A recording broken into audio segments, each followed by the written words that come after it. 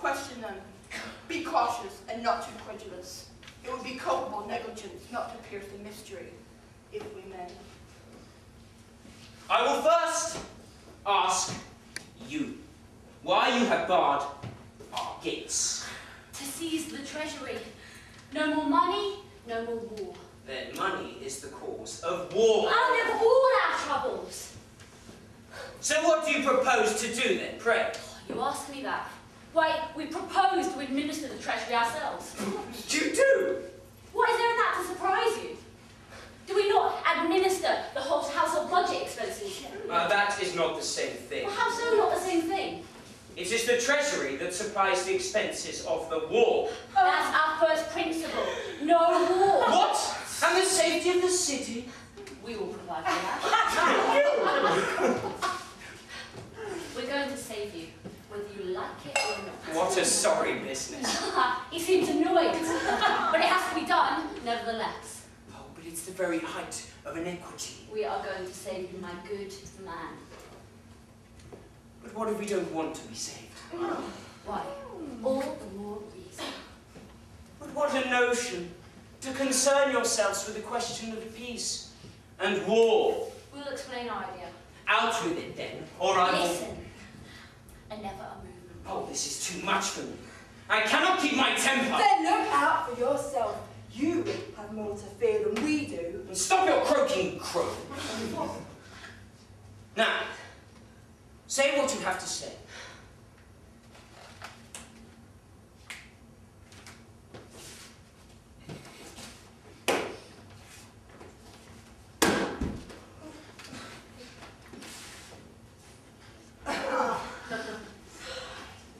All the long time the war has lasted, we have endured in modest silence all you men did. You never allowed us to open our lips. We were far from satisfied, for we knew how things were going. Often in our homes we would hear you discussing upside down and inside out some important turn of affair.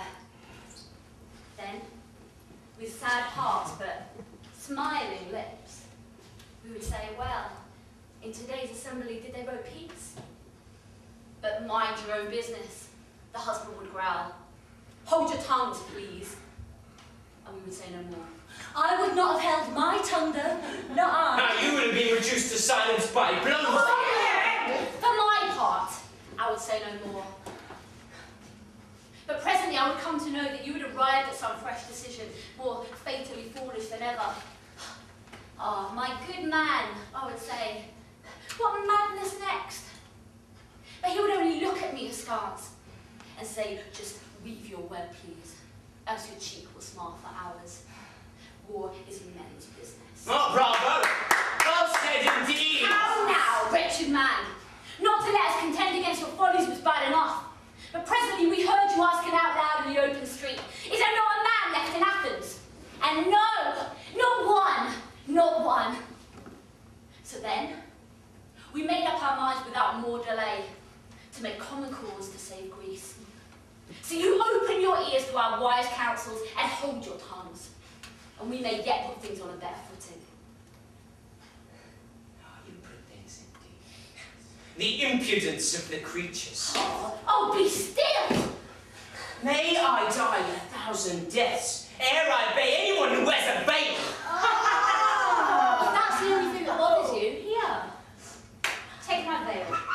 Wrap it round your face. And over the tongue. Here, put on this girdle. This war shall be women's business. For myself, I will never weary of the dance.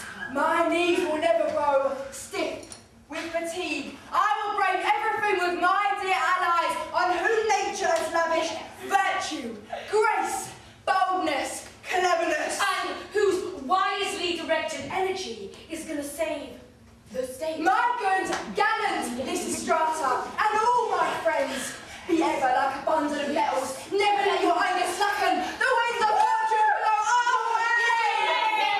Love and the sweet Cyprian queen shower seductive charms on our breasts and on our thighs.